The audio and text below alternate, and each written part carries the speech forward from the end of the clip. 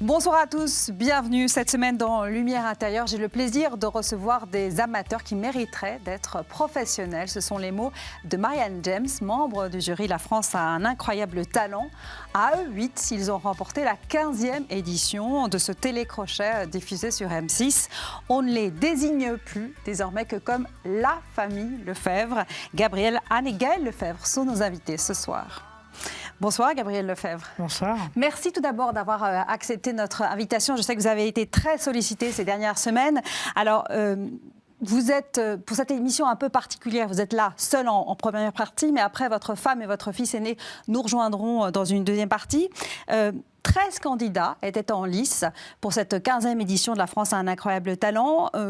Un tiers des votes des téléspectateurs se sont portés sur votre famille. C'est une victoire incontestable, même si elle a été contestée par certains. J'aimerais savoir, aujourd'hui, comment allez-vous? Est-ce que vous êtes remis de cette soudaine notoriété, de cette victoire, superbe victoire? Alors, oui, on a été un peu surpris, effectivement, des réactions et de l'effervescence qui a suivi. Après, plus que 13 candidats, on était 13 candidats en finale, mais c'est un long processus, c'est une émission en fait, voilà, qui rassemble au départ je pense des milliers de candidats en casting, puis 100 candidats sont retenus pour les directs. C'est vrai, c'est très juste, c'est 13 candidats en lice en finale. Ouais. Sur les 13 candidats, vous avez été choisi par les téléspectateurs. C'est extrêmement important parce que la production a sorti les chiffres, parce qu'il y a eu beaucoup de buzz sur les réseaux sociaux. Et la production fait rare, hein, a sorti ces chiffres qu'elle ne donne pas d'habitude. Un tiers des votes des téléspectateurs sur votre famille, ça vous fait quoi? Alors c'est effectivement très touchant pour nous, parce qu'on est venu dans cette émission en sachant pas trop où on allait mettre les pieds et ce que ça allait donner, et conscient qu'on était un peu des ovnis par rapport au format de l'émission. C'est vrai que c'était très spectaculaire, il y a des numéros de toutes sortes, de toutes disciplines, et nous on était très impressionnés de voir tous les candidats qui étaient là, et on était, je pense, vraiment à part dans ce qui était présenté. Donc c'est peut-être ça aussi qui a fait la différence, mais effectivement on est très fiers aussi que beaucoup de téléspectateurs aient été touchés par notre démarche musicale et familiale. Alors à part, vous l'êtes incontestablement dans l'histoire de cette émission, parce que vous avez un parcours assez classique. Le parcours, comment on se pose la question, comment est-ce qu'une famille versaillaise de type assez classique, avec 6 enfants, a pu arriver à participer à ce télécrochet qui était une émission extrêmement populaire sur M6? D'où vous est venue cette idée folle? Alors c'est en fait beaucoup de pratiques de chant à la maison, en famille, qui ont fait qu'on chante et que c'était une réalité. C'était pas du tout autre chose que cela, et de fil en aiguille, on a fait des concerts, on a eu quelques articles, notre chaîne YouTube qui a un petit peu fait le buzz, je pense, aussi sur les réseaux, et on a été repérés en fait. Sinon, on n'aurait pas eu l'idée d'aller dans cette émission, c'est vrai. On ne pensait pas que la musique sacrée avait obligatoirement une place en prime time. Parce que ce qui est extraordinaire durant tout ce processus de sélection qui a abouti à ce que vous disiez tout à l'heure, à vous retrouver 13 parmi les 13 en finale, c'est que vous n'avez jamais abdiqué cette partie de la musique sacrée que vous avez chantée et portée durant tout le long de ce processus. Et vous avez remporté la finale en chantant des chants sacrés, notamment le Divin Enfant. C'est assez... moi, ça m'a bouleversée de me dire que vous n'aviez pas abdiqué cette partie, cette dimension spirituelle que vous êtes, que vous affichez, catholique, pour gagner.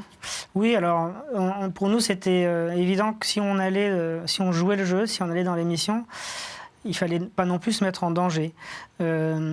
Ce qu'on sait bien faire, c'est de la musique sacrée. Enfin, on pense savoir bien faire la musique sacrée a cappella. Et donc, c'était pas concevable pour nous d'aller sur des terrains qui n'étaient pas nos terrains familiers. Qui plus est, je pense que c'est important dans sa vie d'être cohérent. C'est-à-dire qu'on a une unité de vie, on est ce qu'on est.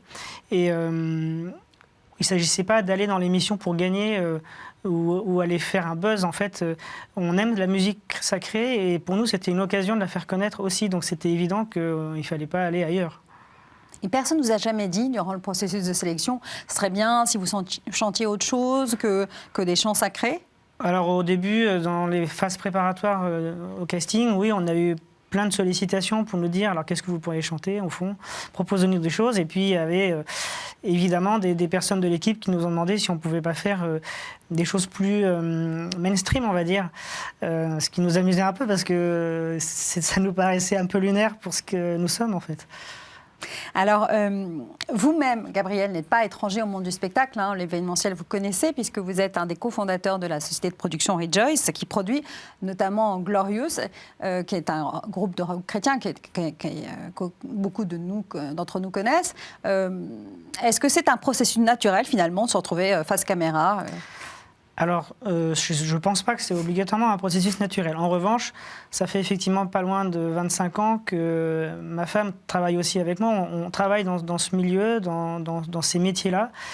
Et on se disait effectivement, après coup, que tout ça, c'est certainement pas fait par hasard et qu'on était préparés. Je pense qu'on était prêts, finalement, en famille, à passer de l'autre côté parce qu'on connaissait un peu les enjeux, on connaissait ces milieux-là, on connaissait le milieu des artistes, le milieu des médias. Et puis, voilà, des années de travail de chant et des années de pratique de cet univers-là nous ont permis, je pense, d'être là où sinon, on n'était pas attendus, de base. Ça a été une décision de famille, parce qu'on sent que vous êtes une famille très soudée.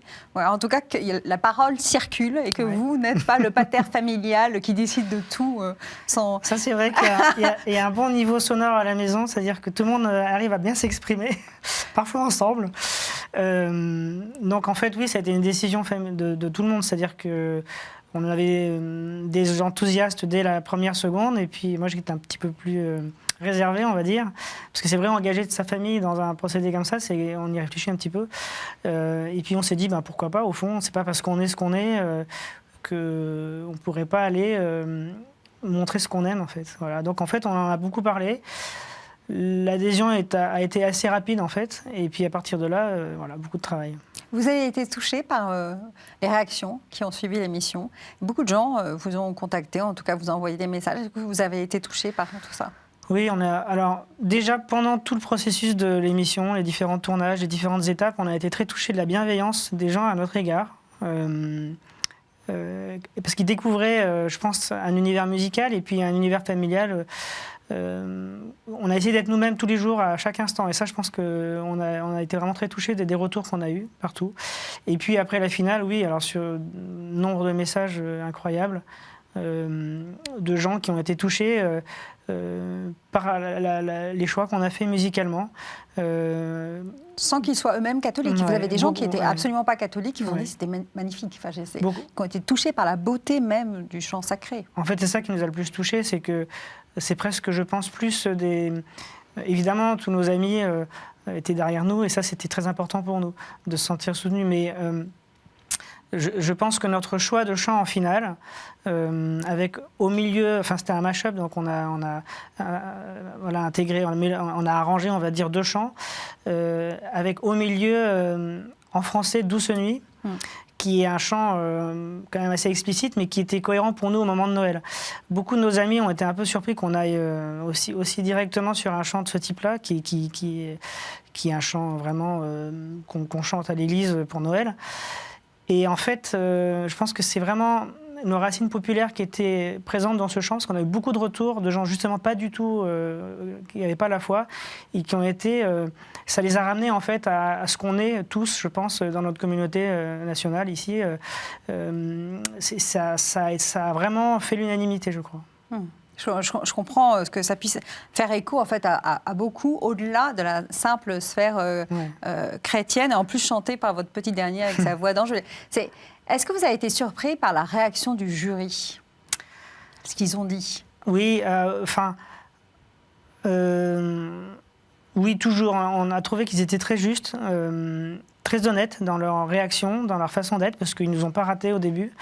Et après, ils ont été super parce qu'ils ont finalement évolué dans leur réaction, et ils étaient même assez encourageants à notre égard, et on était assez touchés effectivement de voir qu'ils résonnaient avec nous à cette musique. En fait, le pouvoir de la musique, il nous dépasse complètement, parce qu'en fait, on est juste un instrument à ce moment-là, et nous, on est toujours surpris en fait de voir à quel point il y a quelque chose qui passe en fait. Et on en est nous-mêmes les premiers surpris. On arrive à la fin de cette première partie. Alors, pour cette deuxième partie, on va inviter votre femme Anne et votre fils aîné Gaël à nous rejoindre. Le principe, c'est qu'on va vous on va vous proposer plus exactement des mots qu'on a choisis spécialement pour vous, à charge pour vous de réagir à ces mots avec toute l'honnêteté qui a fait, et votre transparence, en fait, le fait d'être très fidèle à vous-même, qui a fait sans doute la marque de fabrique de la famille Lefebvre durant tout ce processus de sélection et cette finale. Merci à vous en tout cas. À tout de suite. Merci.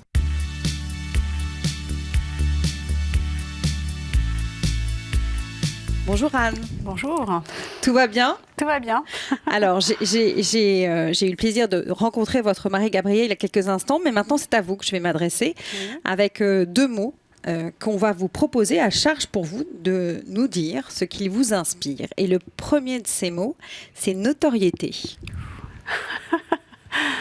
La notoriété, c'est quelque chose que on n'imaginait pas, Gabriel et moi, en se mariant à 25 ans, avoir un jour de la notoriété comme on en a aujourd'hui.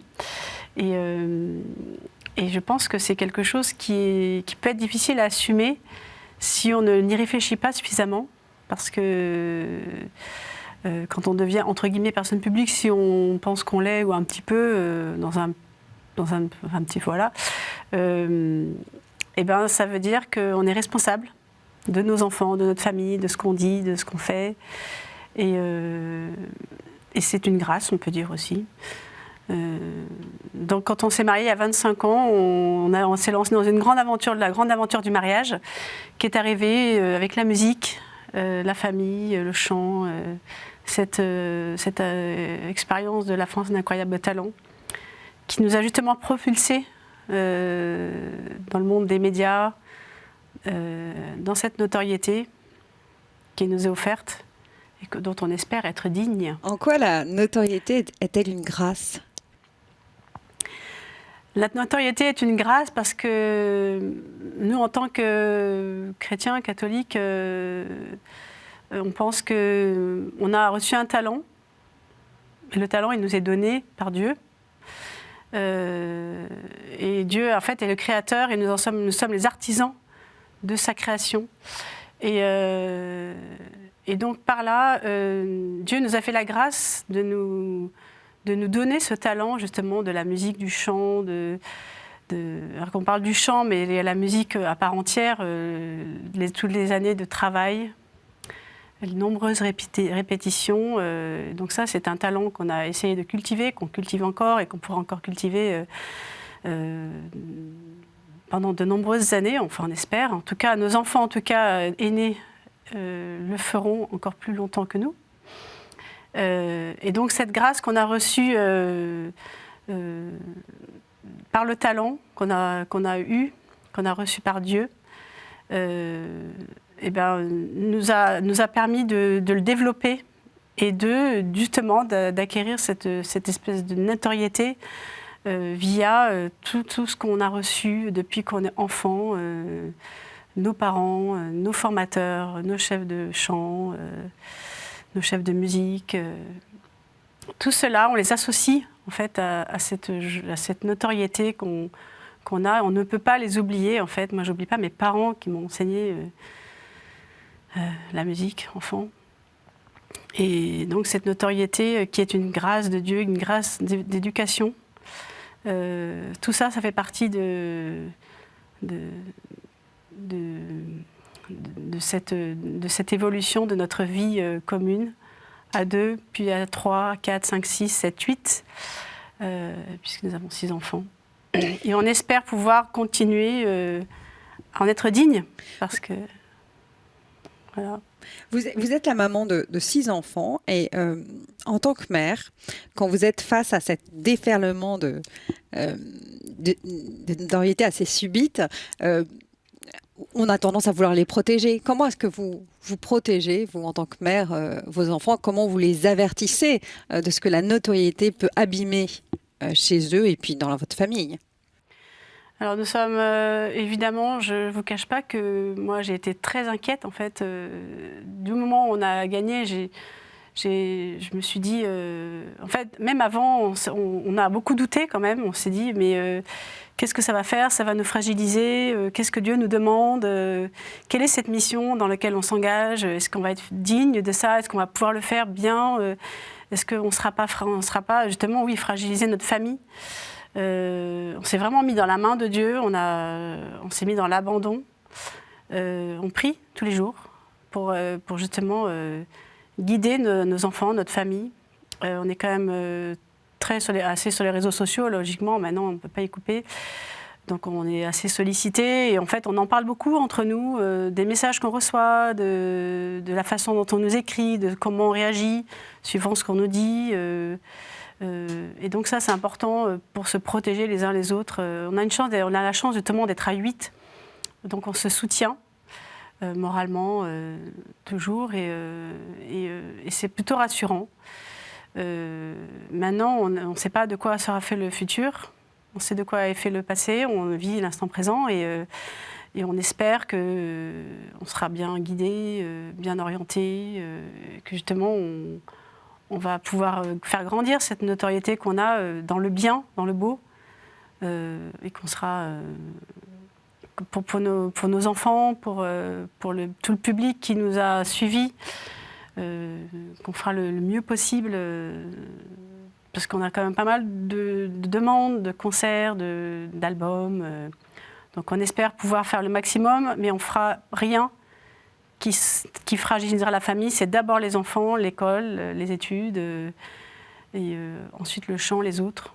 La charité bien ordonnée commence par soi-même, donc aime-toi d'abord. Et à travers nous, comme on s'aime, on aime mieux les autres en fait. Donc si on apprend à bien gérer tout ça, je pense que ça va bien se passer. On a assez confiance. Et on sera digne d'avancer sur cette notoriété dont on, par le temps, pourra avancer. On va passer au deuxième mot, qui est le mot femme. Femme. Femme, je vous aime. Être femme aujourd'hui, c'est quelque chose d'être un être humain, tout simplement. Je trouve que c'est difficile. Être femme, c'est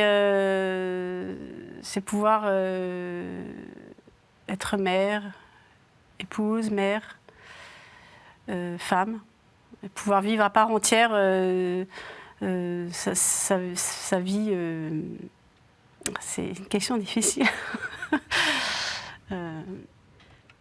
Est-ce que le fait d'être croyante influe sur votre vision de la femme, de la féminité, de votre place dans la société? Je pense que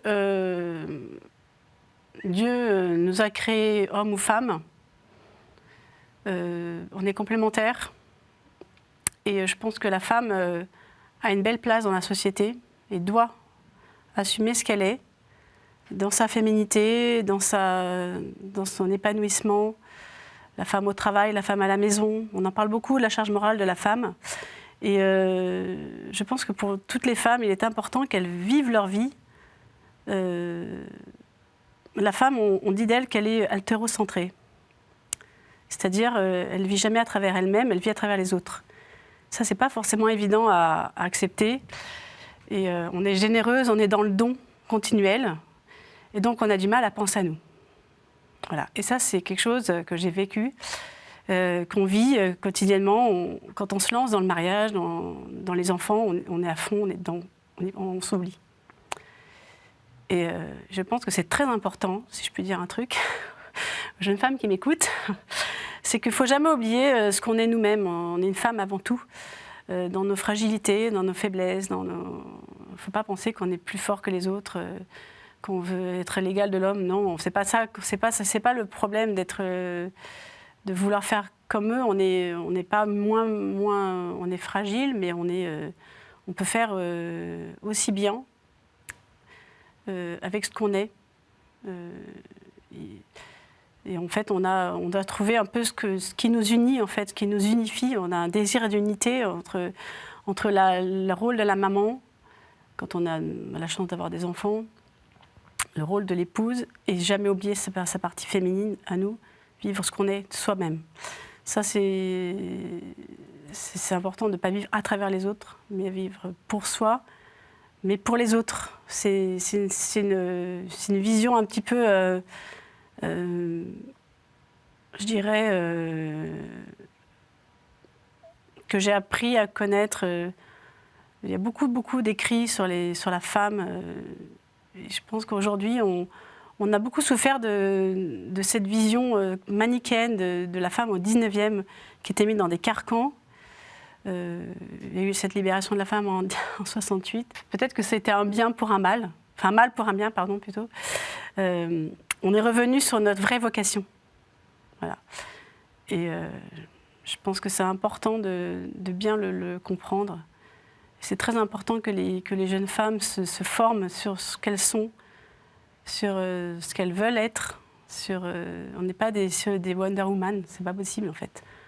On n'est pas non plus que des femmes au foyer. On a chacun sa vocation. On n'a pas tous les mêmes désirs, les mêmes envies. Mais il faut juste trouver l'équilibre. Et on le trouve quand on est marié avec son mari aussi, avec l'homme qui peut comprendre notre désir en fait d'avoir une vie unie. Et je pense que nous, les femmes, on doit aussi aider l'homme à ça. C'est pas simple à dire, mais enfin voilà, je sais pas.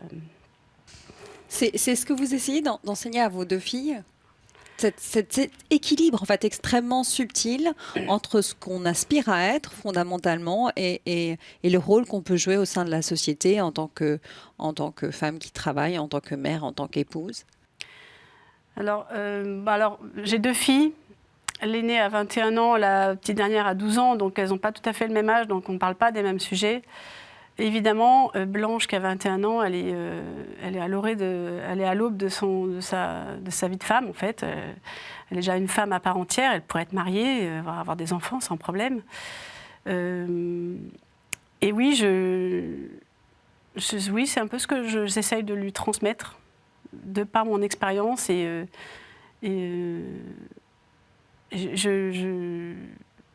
J'espère qu'elle... Je pense, c'est une femme qui est extrêmement épanouie et équilibrée. Je pense qu'elle sera très, très bien. Enfin, il n'y a aucun problème avec elle. Elle a beaucoup de bon sens. Et c'est ça, oui, que j'essaye de lui montrer l'importance d'être d'abord une femme et épouse et mère. L'un ne va pas sans l'autre. Il ne faut jamais s'oublier, en fait. Jamais oublier ce qu'on est, nous. Et je pense que oui. Alors, après, Colombe, elle est plus jeune, donc elle est vraiment... elle n'est même pas rentrée dans l'adolescence, elle est en préadolescence. Donc, on n'en est pas encore dans ces sujets-là, mais on forge le tempérament. Mais elles ont l'exemple d'une maman qui travaille et qui s'épanouit aussi dans son rôle de mère de famille. On arrive à la fin du temps qui vous est imparti, si je peux parler comme ça. Et j'aimerais que vous vous adressiez aux téléspectateurs de KTO qui vous regardent et vous leur adressez un mot, une phrase, quelque chose qui vous est personnel et que vous leur adressez à eux. Moi, je voudrais parler en deux mots, Charles Péguy parlait de la petite espérance. Moi, je crois beaucoup en la petite espérance et le nom de l'émission Lumière intérieure me fait beaucoup résonner. L'espérance et la lumière intérieure, c'est tout ce qui doit nous faire vivre, en fait, nous faire porter ce qu'on est, en fait. La lumière intérieure, l'espérance. Gardons l'espérance. Voilà. La foi, l'espérance, c'est quelque chose, on ne sera jamais déçu. Merci Anne pour cette jolie conclusion. Vous allez pouvoir céder la place à votre fils Gaël.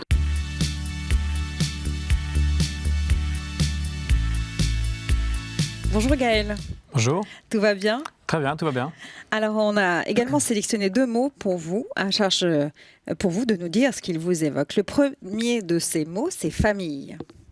Alors, famille, pour moi, donc c'est pour moi un mot qui est très important parce que déjà, on dit souvent, quoi qu'il arrive, il y a le dernier truc auquel on peut se raccrocher, c'est la famille.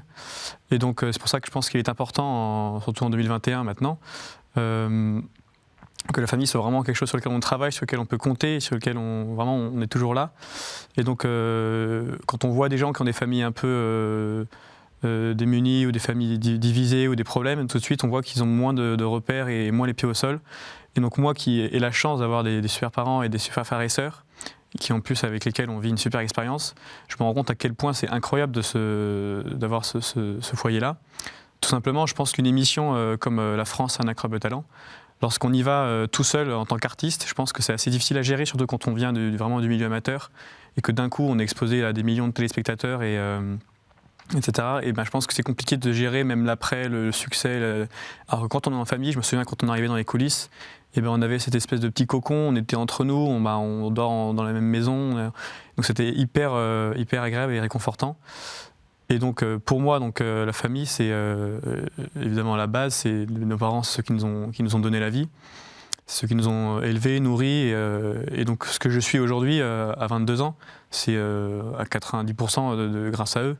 C'est eux qui m'ont créé, qui m'ont élevé, qui m'ont donné des goûts, etc., qui m'ont fait découvrir certaines choses. Donc pour moi, dans une vie, la place de la famille est très importante. Et d'ailleurs, maintenant, bon, on n'en est pas encore là, mais quand il sera le temps, ce sera à moi de rendre ce qu'ils m'ont rendu en allant les voir, ou même là aujourd'hui en répondant présent pour cette émission en famille. Enfin voilà, donc. Est-ce que vous êtes conscient qu'en tant qu'aîné d'une grande fratrie, puisque vous avez 5 frères et sœurs, vous avez une sorte de responsabilité? Alors en tant qu'aîné, en plus, je sens vraiment la responsabilité que j'ai parce que forcément, je suis le grand et je montre l'exemple. Je me souviens même quand je regardais mes grands cousins ou les grands frères de mes amis, c'est un peu waouh, il est grand, on va faire comme lui, on va acheter les mêmes vêtements, etc. Et donc avec le temps, je me suis rendu compte de l'impact que j'avais sur eux. Et ne serait-ce que dans ma manière de parler ou dans mes gestes, etc., je vois qu'ils reprennent certaines choses. Et donc, j'en avais parlé avec papa d'ailleurs, qui me disait attention à ce que tu fais, sache que tu es un exemple. Donc, si tu fais bien, enfin, si tu es comme il faut, bah forcément, l'éducation sera plus facile pour le reste. Donc, à partir de là, déjà, on se sent responsable. Donc, d'un côté, on grandit, on se dit ah ouais, je sers à quelque chose, je donne une image à quelqu'un. Et donc, du coup, oui, être aîné d'une famille nombreuse en plus, où il y a de nombreux frères et sœurs, c'est une fois qu'on en prend conscience, quand même une belle responsabilité. Et donc voilà. C'est facile d'être le frère aîné? Alors, c'est assez facile. Enfin, moi, je le vois assez facilement parce que du coup, on est le grand, on a l'autorité un peu de l'aîné, on fait un petit peu sa loi au début, c'est marrant, et puis on court après, etc. Mais c'est vrai que le côté exemple, en fait, je me suis rendu compte de trucs, en fait, je peux pas faire ce que je veux parce que sinon. Ça va avoir des conséquences sur mes frères et sœurs. Mais moi, je l'ai vécu de manière assez. J'étais vraiment content et je me vois vraiment. J'aurais eu la flemme entre guillemets de pas être l'aîné parce que c'est quand même hyper cool. Et tous les bénéfices d'être aîné, j'en ai vraiment profité à fond et j'en suis hyper content. En quoi c'est cool d'être aîné? Parce que déjà, c'est tout bête, hein, mais quand on a commencé à grandir avec Blanche, on était les 2 aînés, on avait le droit de regarder des films et pas eux, on avait le droit de faire ci et pas eux. Après, là où c'est injuste, c'est que forcément l'éducation dans toutes les familles est vrai pour les parents, mais est de moins en moins stricte et sévère, ce qui fait qu'on voit des choses qu'ils font à un certain âge qu'on ne faisait pas. Du coup, on est ah là, c'est pas juste, etc. Mais là où c'est cool, c'est que oui, et puis voilà, on est dans les grands, donc. Quand on est enfant, on a toujours envie d'être grand, on a envie d'avoir le prochain anniversaire, on a envie d'être grand, d'être le plus grand, de faire des trucs de grand, etc. Donc pendant longtemps, être aîné, c'est assez cool. Après, je pense que quand j'aurai 50 ans et que mon frère en aura 35, j'aurai peut-être envie d'être le dernier.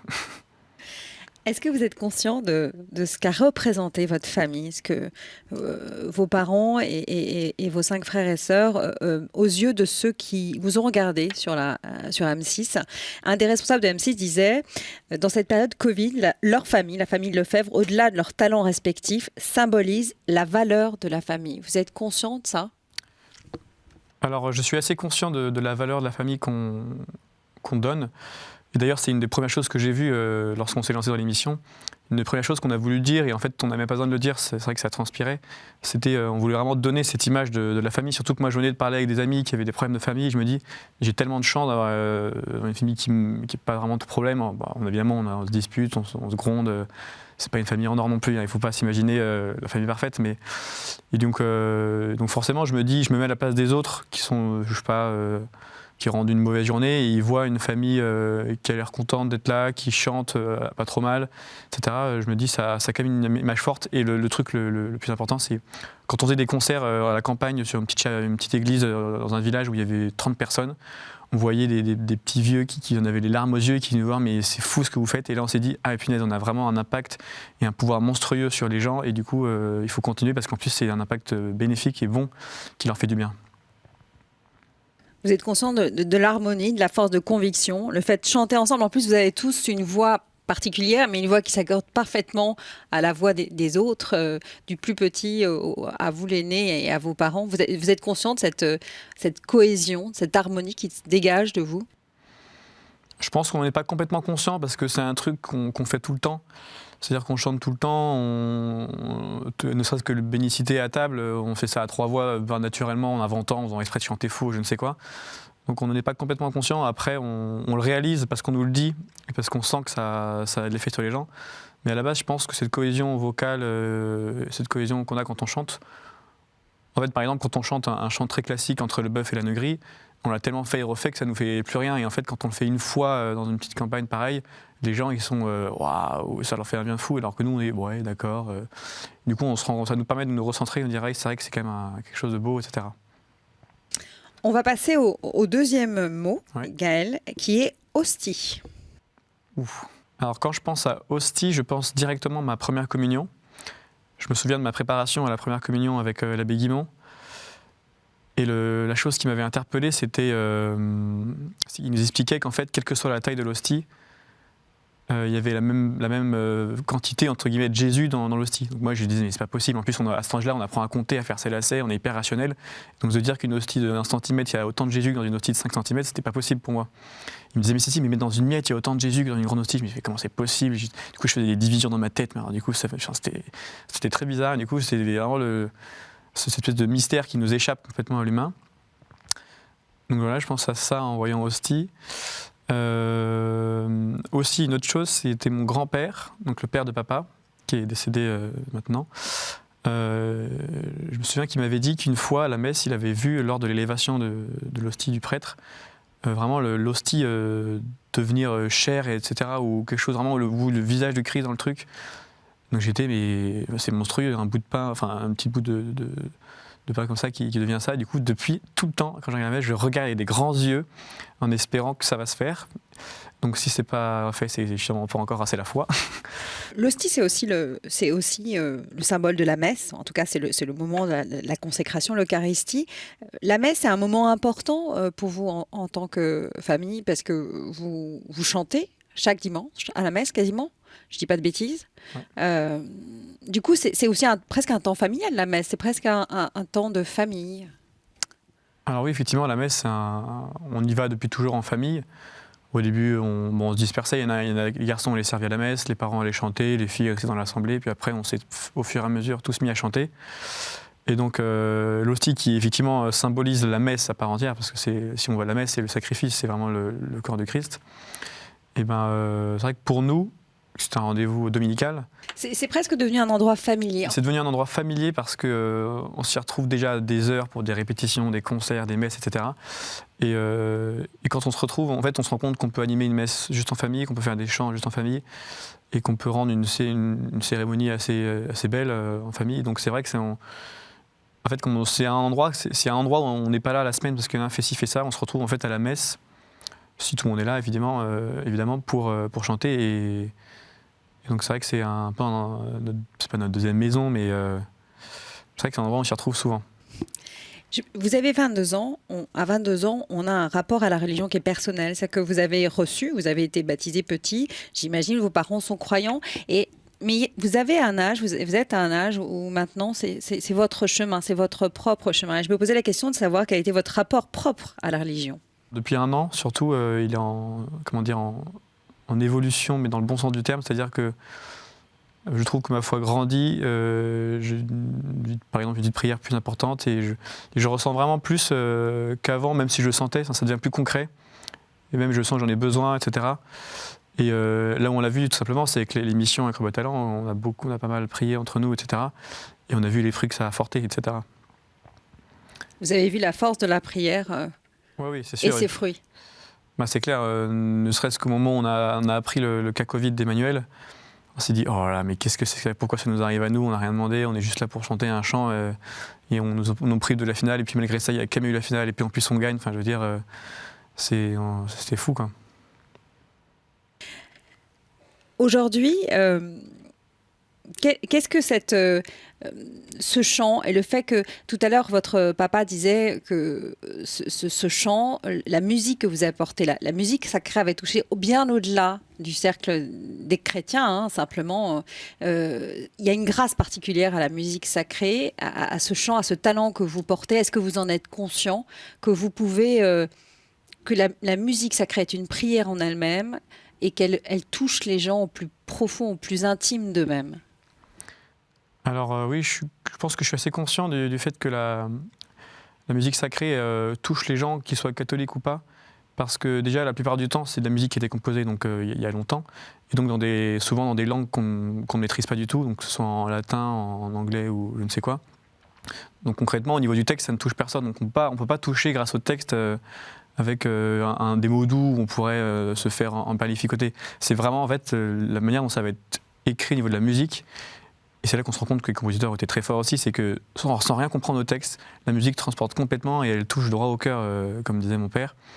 Et donc je pense, en plus j'en fais beaucoup de la musique sacrée depuis que j'ai 8 ans. Bon, après je n'ai que 22 ans, donc j'imagine que ceux qui ont 50 ans ont encore fait plus que moi. En tout cas, avec ça, je vois effectivement que la musique sacrée peut vraiment toucher, ne serait-ce que par les notes, l'harmonie, et ça a été vraiment fait pour, et c'est une musique qui est faite pour la prière. Enfin, pas tout le temps, mais ça m'étonne pas, quoi.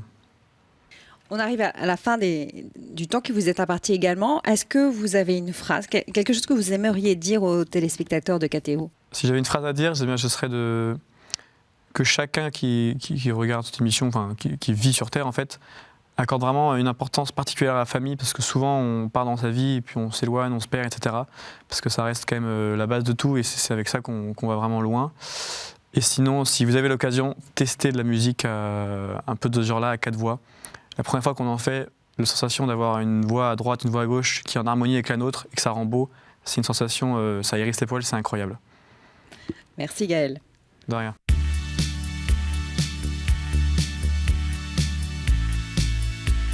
Voilà Gabriel, c'est à votre tour désormais de réagir à ces mots que nous vous proposons. Et le premier de ces mots, c'est haine. Alors il faut bien des mots pour tout exprimer sur Terre. Cependant, je pense que ça serait un mot, s'il pouvait disparaître, être effacé, ça irait beaucoup mieux. Ce que je veux dire par là, c'est que voilà, je pense que la meilleure réaction qu'on pourrait avoir à la haine, c'est pas obligatoirement l'ignorance ou de faire comme si ça n'existait pas, mais voilà, c'est de pas rentrer dans la logique. J'ai envie de dire, c'est facile à dire, je sais pas si j'en serais capable, mais quand on me dit haine, j'aurais envie de dire amour. C'est facile, c'est probablement facile quand on n'est pas directement concerné, mais au moins, voilà, éviter la haine, essayer de ne pas y réagir voilà, dans une surenchère. Et ouais, parce que c'est dommage, c'est triste, ça apporte rien de bon. Or, on a tous envie de bonheur, on a tous envie de sourire, on a tous envie de soleil, on a tous envie de belles choses, je pense. Et la haine, c'est tout le contraire, en fait. Ça n'apporte pas l'harmonie, ça n'apporte pas la paix. Donc c'est quelque chose qu'on a envie de fuir, ou au moins qu'on aimerait soigner, qu'on aimerait guérir, qu'on aimerait tout faire contre. Alors la musique, c'est une bonne thérapie, parce qu'en général, ça apporte un équilibre, ça apporte une harmonie intérieure. Je dis souvent que c'est une bonne école, la musique, et le chant en particulier, parce que ça apprend à se tenir, ça apprend écouter l'autre, à respecter l'autre. Et je pense que c'est une bonne école pour ne pas tomber dans des mécanismes de haine. Bref, c'est pas un mot que j'utilise très souvent, le mot haine. Oui, voilà, je pense qu'on peut essayer. Il y a des choses qu'on peut essayer de sortir de nos vies et ça en fait partie. Est-ce que vous avez été surpris par la réaction, certaines réactions sur les réseaux sociaux après votre victoire? Oui, vraiment très surpris. Je sais que ça existe. Je sais que j'en ai toujours entendu parler, voilà, des réseaux sociaux, de Twitter, qui est un déversoir de plein de passions. Mais j'en ai quand même été un peu scié lorsque la famille, on a été finalement le sujet de tout ça. Donc j'étais surpris de la violence et du fait que c'était gratuit, parce que la plupart des gens qui s'expriment avec ce genre de message ne nous connaissent pas et du coup on a du mal à y croire que ça existe et pourtant donc c'est vrai, on en a fait l'expérience. Et une fois la surprise passée, oui, je pouvais comprendre que certaines personnes soient un petit peu remontées, c'est-à-dire que c'est l'émission qu'on a fait, c'est quand même un jeu, c'est un concours, c'est une compétition. Et donc, comme dans toute compétition, il y a des fans de tel ou tel compétiteur. Donc ceux qui étaient derrière les autres candidats, qui étaient très déçus, je peux très bien comprendre qu'ils étaient remontés. Donc oui, je comprends. Après, je trouve ça toujours regrettable lorsque ça va trop loin et effectivement, lorsque ça va jusqu'à la haine, ouais, c'est dommage. A contrario, est-ce que vous avez été surpris, touché par les messages abondants qui ont suivi votre victoire et qui disaient bravo en fait? Alors effectivement, avec la même intensité, on a reçu beaucoup d'encouragements, beaucoup de félicitations, beaucoup de bravos, beaucoup de personnes qui étaient touchées au fond de leur cœur, et puis même à qui ça avait redonné. On a eu beaucoup de messages de personnes qui nous ont dit que ça leur avait fait du bien. Alors nous, on avait fait l'expérience que le chant en concert, déjà nous, ça nous fait du bien, mais ça fait du bien autour de nous. Et la question qu'on se posait, c'était un peu le pari d'aller sur cette émission, c'était est-ce que le pouvoir de la musique sacrée a cappella pouvait passer l'écran télé. Alors pendant les tournages, on a vu que le public et le jury étaient touchés, donc on avait une réponse, c'est-à-dire que des gens qui ne venaient pas pour ça peuvent vraiment être touchés. On avait fait le pari, on y croyait. Et effectivement, tous les messages qu'on a eus après la finale, manifestement, à travers un écran, l'effet était le même. Donc, c'était pour nous très réconfortant et ça nous a donné raison de prendre le risque d'aller faire cette musique à la télévision. Vous êtes conscient qu'en chantant, vous réjouissez, enfin vous envoyez des ondes positives, mais c'est plus que ça. C'est qu'on est touché, bouleversé de vous entendre chanter, vous et la musique, enfin ceux qui chantent la musique sacrée en général, mais en particulier vous et vos enfants. Alors, on en prend conscience tous les jours un peu plus. Je pense qu'on n'en aura jamais totalement conscience parce que voilà, on ne peut pas tout savoir et tout connaître. Mais c'est vrai que les témoignages qu'on a sont très manifestes. C'est fou en fait. Quand on chante, en fait, on est l'instrument de quelque chose. Enfin, quand on fait de la musique sacrée, quand on chante de la musique sacrée, effectivement, parfois, comme disait Gaël, on ne comprend pas toujours le texte. C'est mieux quand on le comprend, mais voilà, cette musique, en fait, elle porte un message. Nous, en tant que chanteurs, on est des instruments de quelque chose qui nous dépasse, et le fait qu'elle fasse du bien, on en est convaincu. Et c'est aussi pour ça qu'on aime le faire et qu'on aime à continuer à le faire, parce que je pense que c'est bien on est heureux si on peut faire du bien. Voilà. Je pense qu'on est dans un monde où on aurait besoin de multiples bénédictions, en fait. Et si le chant peut en être une, pour nous, ça nous engage à continuer. On va passer au deuxième mot, qui est une suite logique, en fait, de ce que vous venez de dire, qui est espérance.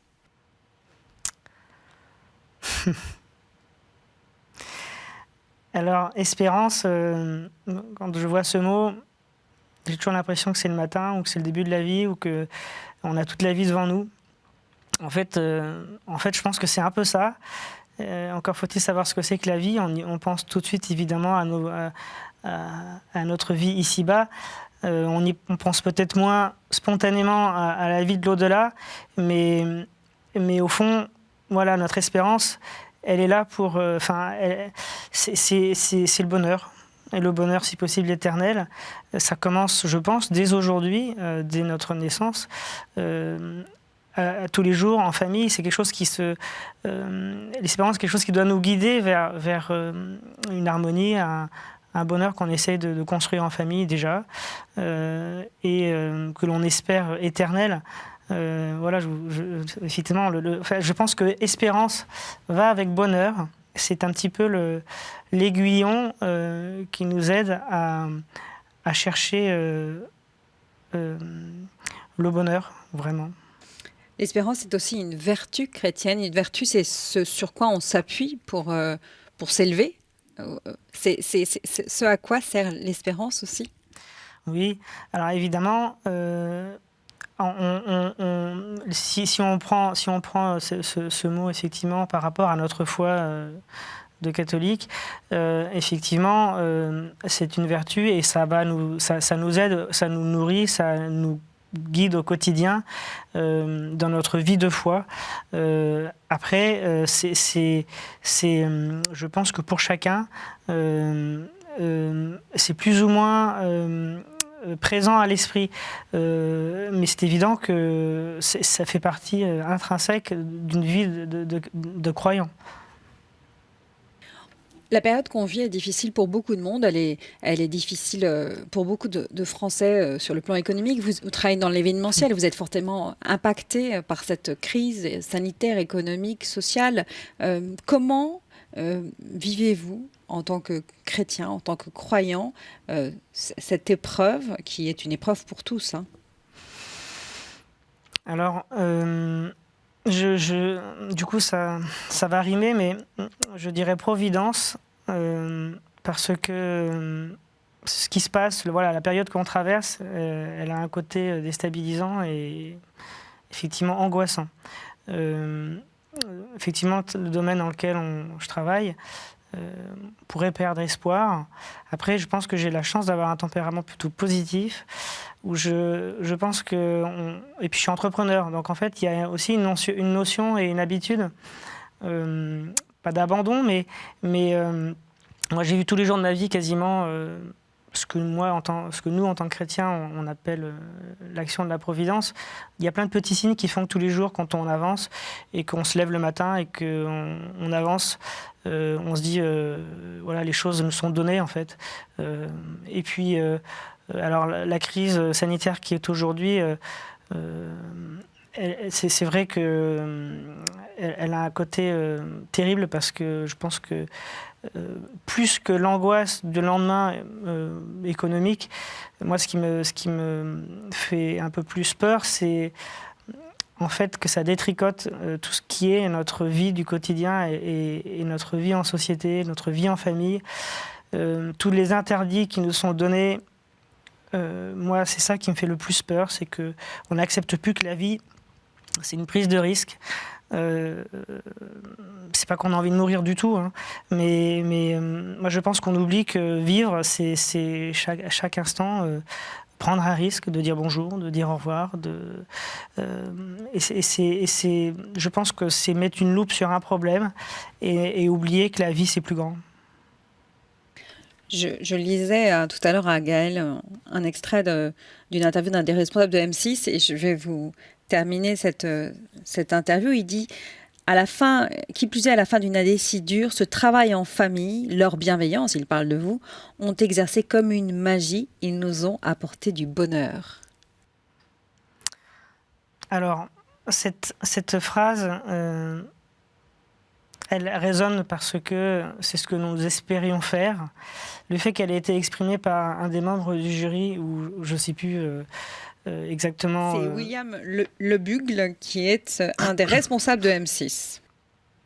Alors oui, cette phrase qui a été donnée en interview, je crois, en fait, c'est pour nous une réponse. Enfin voilà, c'est ce qu'on espérait faire, et le fait que ce soit dit par quelqu'un qui a pu suivre la production, l'émission, pour nous c'est une belle récompense parce que ça montre que un des objectifs qu'on s'était fixé en faisant découvrir cette musique, c'était de faire du bien, d'apporter de l'harmonie, d'apporter une nuance d'espérance, de joie dans des choses simples qui sont l'unité, l'harmonie. Le fait que ça pu être ressenti, pour moi, pour nous, je pense tous en famille, c'est une récompense par rapport au travail qu'on a fourni. De vouloir faire du bien et d'entendre que ça en avait fait. On arrive à la fin de cette interview. Je vais vous demander, comme à votre femme et à votre fils, de vous adresser aux téléspectateurs de KTO et de leur dire quelque chose qui vous tient à cœur, quelque chose que vous pouvez leur souhaiter, que vous souhaitez leur adresser. Alors, je voudrais juste dire à tous ceux qui regardent cette émission qu'ils soient croyants ou pas, ils peuvent toujours adresser une prière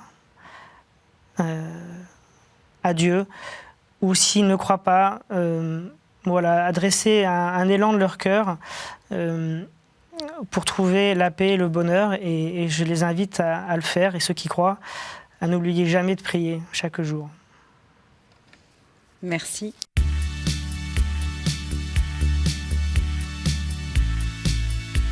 Nous ne pouvions pas nous quitter sans quelques notes de chants sacrés. Gabriel, Anne-Gaëlle ont eu la gentillesse de nous faire ce cadeau. Je vais donc vous laisser avec eux et je vous rappelle que vous pouvez retrouver cette émission sur ktotv.com. Bonne soirée.